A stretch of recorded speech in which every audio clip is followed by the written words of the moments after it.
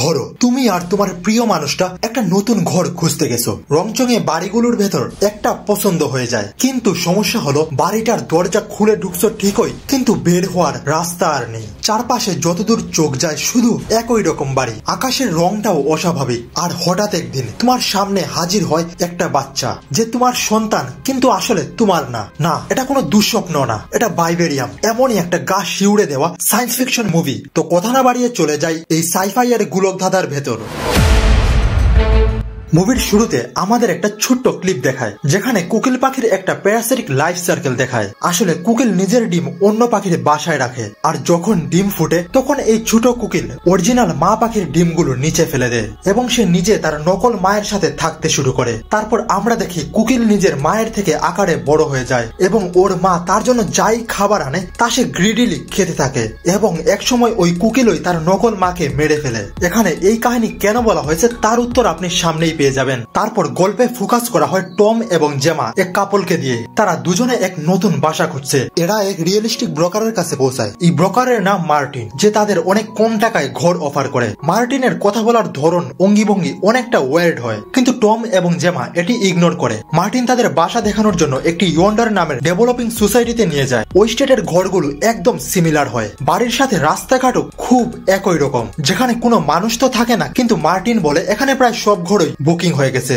এবং খুব শীঘ্রই সবাই এসে যাবে। মার্টিন তাদের 9 নম্বর হাউসে নিয়ে যায়। ঘর দেখতে দেখতে জেমা আর টম খেয়ালই করলো না কখন যে মার্টিন সেখান থেকে চলে গেছে। তাদের কাছে ব্যাপারটা অদ্ভুত লাগে, তাই জেমা ও টম এখান থেকে যাওয়ার সিদ্ধান্ত নেয়। তারা তাদের গাড়িতে করে এই ওয়ান্ডার নামের সোসাইটি থেকে যাওয়ার চেষ্টা করে, কিন্তু বারবার ঘুরে ফিরে সেই 9 নম্বর বাড়িতেই ফিরে আসে। মানে তারা এমন একটা প্যাটার্নে আটকে গেছে যেখানে তারা ঘুরে ফিরে 9 নম্বর বাড়িতেই পৌঁছায়। একসময় তাদের গাড়ির পেট্রোলও শেষ হয়ে যায়। এখন তারা চাইলেও সেখান থেকে বেরোতে পারবে না, আর রাতও হয়ে গেছে। তাই তারা সেই 9 নম্বর হাউসেই চলে যায়। সেখানে ফ্রিজে থাকা কিছু খাবার খায়, কিন্তু সেই খাবারের কোনো টেস্ট হয়েছিল না। জেমা টমকে বলে সে এত নীরবতা আগে কখনো অনুভব করেনি। তাদের রাত এভাবেই চলে যায়। সকাল হলে টম একটি মই নিয়ে বাড়ির ছাদে উঠে এটি দেখার জন্য যে বাইরে যাওয়ার রাস্তা কোথায় মিলবে, কিন্তু সে উপরে উঠে অবাক হয়ে যায় যে এখানে চারদিকে সবকিছুই একরকম, এবং নোটিস করলো ইভেন আকাশের মেঘগুলো অনেক অদ্ভুত, স্থির, টুকরো টুকরো, মনে হচ্ছে কেউ ড্রয়িং করে এঁকে দিয়েছে। তাদের মনে হতে লাগলো এখান থেকে বের হওয়া প্রায় অসম্ভব, কিন্তু তবুও টম এবং জেমা সিদ্ধান্ত নেয় যে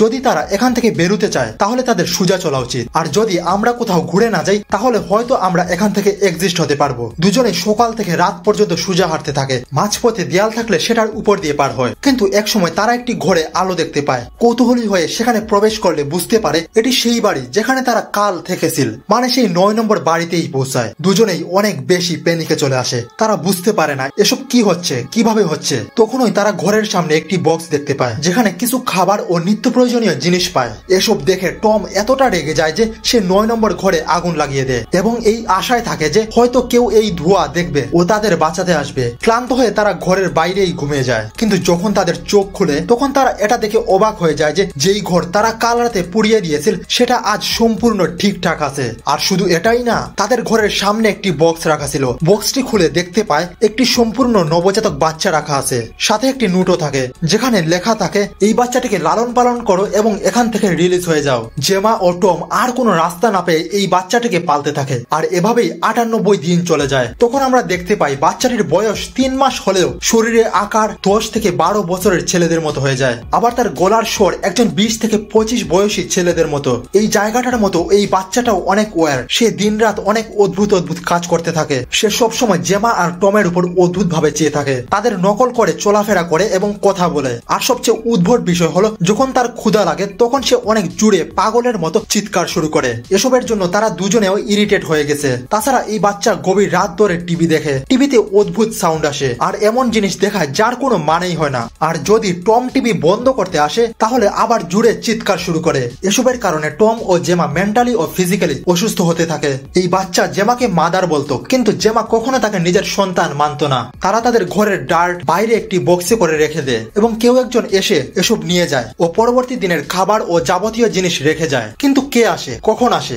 সব অজানা। আর যদি তারা বাইরে অপেক্ষা করে কে এসে এই কাজ করে এটি দেখার জন্য, তখন ওই লোকটি আসেই না। একদিন টম বাইরে বাইরে বসে সিগারেট টানছিল, কিন্তু ভুলবশত সিগারেটটি তার হাত থেকে নিচে পড়ে যায় এবং সেখানে থাকা ঘাস উধাও হয়ে যায়। এটি দেখে টম অবাক হয়ে যায় এবং প্রথমবার সেখানে মাটি দেখতে পায়। তারপর সে সেখানে কিছু পাবে তার আশায় খোঁড়া শুরু করে। শুরুতে জেমা তাকে সাহায্য করলেও শীঘ্রই সে রিয়েলাইজ করে এসব করা একদম অর্থহীন, তাই সে টমকেও এসব না করতে বলে। কিন্তু টম এটাকে একটা রুটিন করে ফেলে। সে দিনরাত মাটি শুধু খুঁড়তেই থাকে।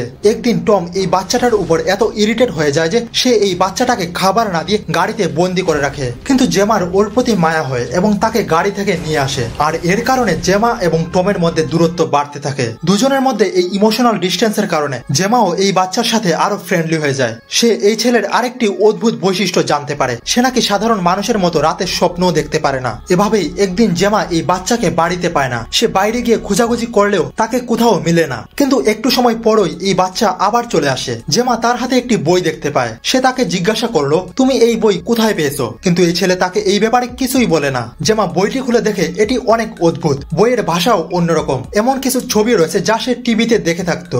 জেমা এইসব দেখে একদম শিওর হয়ে যায় যে এই বাচ্চাটার কিছু না কিছু জানা আছে। তাই সে এই ছেলের সাথে একটি গেম খেলতে থাকে যেন সে সত্যি কি জানতে পারে। আপনারা আগেই শুনেছেন যে এই ছেলে টম ও জেমার নকল করে কথা বলতে ও অভিনয় করতে পছন্দ করত। তাই জেমা ওই বাচ্চাকে তাদের অভিনয় করতে বলে। প্রথমে সে জেমার অ্যাক্টিং করে, তারপর টমের। তখন জেমা ওই লোকের অভিনয় করতে বলে যে তাকে আজ এই বই দিয়েছিল। আর যখন সে ওই লোকের অভিনয় করে তখন তার গলা অদ্ভুত ভাবে ফুলতে শুরু করে, তার চোখ বদলে যায় এবং উদ্ভট আওয়াজ শুরু করে। এসব দেখে জেমা ভয় পেয়ে যায়। সে বুঝতে পারে এই বাচ্চা কোনো মানুষের সন্তান না। আর এভাবেই আরো কয়েক মাস পার হয়ে যায়। তখন আমরা দেখতে পাই এই বাচ্চা একদম ইয়ং হয়ে গেছে এবং জেমা ও টমের উপর ডোমিনেট করতে থাকে। আর তাদের দুজনের শারীরিক অবস্থাও আগের থেকে আরো অবনতি হয়েছে। এই ছেলে প্রতিদিন বই নিয়ে কোথাও যেত, যদিও জেমা তার পিছু নিয়েছিল, কিন্তু জেমা বারবারই তাকে হারিয়ে ফেলতো। তারপর আমরা দেখতে পাই টম মাটি খুঁড়তে খুঁড়তে সেখানে একটি লাশ পায়, যেটা দেখে টম খুবই ঘাবড়ে যায় এবং তার শারীরিক অবস্থা আরো ভেঙে পড়ে। জেমা বুঝতে পারে টমের খুব দ্রুত সাহায্যের প্রয়োজন, না হলে সে মারা যাবে। জেমা ওই ছেলের কাছে সাহায্য চায়, কিন্তু সে সাহায্য তো করেই না, উল্টো ঘরের দরজা বন্ধ করে দেয় যেন তারা ভিতরে আসতে না পারে। জেমা ও টম পুরো রাত ঘরের বাইরেই বসে থাকে। সকাল হতে হতে টম মারা যায়। তারপর ওই ছেলে বাইরে এসে একটি ব্যাগ আনে এবং বলে টম রিলিজ হয়ে গেছে। এটা বলে সে তাকে ব্যাগে ভরে ওই গর্তে ফেলে দেয়, যেই গর্ত টম এতদিন ধরে খুঁড়েছিল। জেমার এখানে কান্না করা ছাড়া কিছু উপায় ছিল না। তারপরের দিন ওই ছেলে যখন বাইরে যায় তখন জেমা হাতে একটি কুড়াল নিয়ে তার উপর হামলা করে। তখন স্ট্রেঞ্জলি ওই ছেলে একটা জানোয়ারের মতো দৌড়াতে থাকে এবং রাস্তার ভিতর দিয়ে অন্য কোথাও চলে যায়। জেমাও রাস্তার ভিতর দিয়ে ওর পিছনে। জেমা একটি ঘরে পৌঁছায়। সে এখানে একজন মহিলাকে দেখতে পায় যে কাঁদতেছে। তারপর সে ওই ঘরের মেটের নিচ দিয়ে অন্য আরেকটি ঘরে ঢুকে যায় এবং সেখানে দেখতে পায় এক লোকের লাশ পড়ে আছে। এসব কি হচ্ছে জেমা কিছুই বুঝতেছে না। তারপর সে আবার 9 নম্বর ঘরে চলে আসে। শেষ চেষ্টাতেও ব্যর্থ হওয়ার পর তার শারীরিক অবস্থা খুবই খারাপ হয়ে যায়। সে ঠিকমতো হাঁটতে ও কথাও বলতে পারতেছে না। তখন সেই ছেলে এসে তাকে জীবন্ত বেগে ভরে নেয় এবং গর্তে ফেলে দাফন করে দেয়। জি হ্যাঁ, সে জেমাকে জীবন্তই কবর দিয়ে দেয়। তখন সারপ্রাইজলি সেই জায়গায় আগের মতো ঘাস উঠে যায়। তারপর ওই ছেলে 9 নম্বর ঘর ক্লিন করে ওদের সকল তথ্য মুছে ফেলে এবং সে চলে যায় সেই রিয়েল এস্টেট ব্রোকার মার্টিনের কাছে। আমরা দেখতে পাই মার্টিন অনেক বৃদ্ধ হয়ে গেছে এবং বোঝা যাচ্ছে সে শীঘ্রই মারা যাবে। তারপর ওই ছেলে মার্টিনকেও ব্যাগে করে সেখানে একটি ড্রয়ারে রেখে দেয় আর সে ওই মার্টিনের বেজ লাগে নিজেই মার্টিনের জায়গায় বসে পড়ে। একটু পরে সেখানে আরেক কাপল আসে আর তখনই মুভি শেষ হয়ে যায়। বন্ধুরা, আমি জানি এখনো আপনাদের মনে অনেক কোয়েশ্চন আছে, এই অদ্ভুত ছেলে আর মার্টিন কে ছিল, আর এই ওয়ার্ড শহরটাই বা কি ছিল। এই কাহিনীর রিয়েল মিনিং মুভির শুরুতেই ক্লিয়ার করে দিয়েছিল, যেখানে আমাদের কুকিল পাখির কথা বলেছিল যে নিজের বাচ্চা অন্য পাখির বাসায় বড় করে এবং এক সময় বড় হয়ে কুকিল তার নকল মাকে মেরে ফেলে। ঠিক এই কাহিনীতেও এই বাচ্চা এবং মার্টিন ছিল এলিয়েন বা ভিন গ্রহের প্রাণী। তাদের শরীরের গঠন আকার মানুষের মতো হলেও তাদের ভাষা চিন্তা শক্তি মোটেও মানুষের মতো না। তাদের বয়স ও বুদ্ধির বিকাশ সাধারণ মানুষের তুলনায় খুব দ্রুত বাড়ে। তাই আমরা এই বাচ্চাকে কয়েক মাসের মধ্যেই বড় হতে দেখি, আবার মার্টিনকে মধ্যবয়সী থেকে বৃদ্ধ হতে দেখি। আর তারা টেকনোলজিতে অনেক অ্যাডভান্সড হওয়ার কারণে এমন একটি কলোনি বানায় যেখানে ঘাস থেকে শুরু করে আকাশের মেঘ সবই ছিল কৃত্রিম। আর এই কলোনির মূল কাজ ছিল এলিয়েনদের বাচ্চা মানুষদের মাধ্যমে লালন পালন করা। এতে এলিয়েন বাচ্চারা খুব দ্রুতই মানুষদের লাইফস্টাইল শিখে যাবে এবং পৃথিবীতে বসবাসের উপযোগী হয়ে উঠবে। কিন্তু এসব এলিয়েনরা পৃথিবীতে কিভাবে এলো, তাদের উদ্দেশ্য কি, এসব কিছু মিস্ট্রি থেকে যায়। তো এই ছিল আজকের মতো ভিডিও। কেমন লাগলো কমেন্টে জানান। আর আপনি এরকম আরো ইন্টারেস্টিং মুভি রিলেটেড কন্টেন্ট পেতে আমাদের চ্যানেলটি সাবস্ক্রাইব করে পাশেই থাকুন। দেখা হবে পরবর্তী ভিডিওতে, ততদিন সুস্থ থাকুন।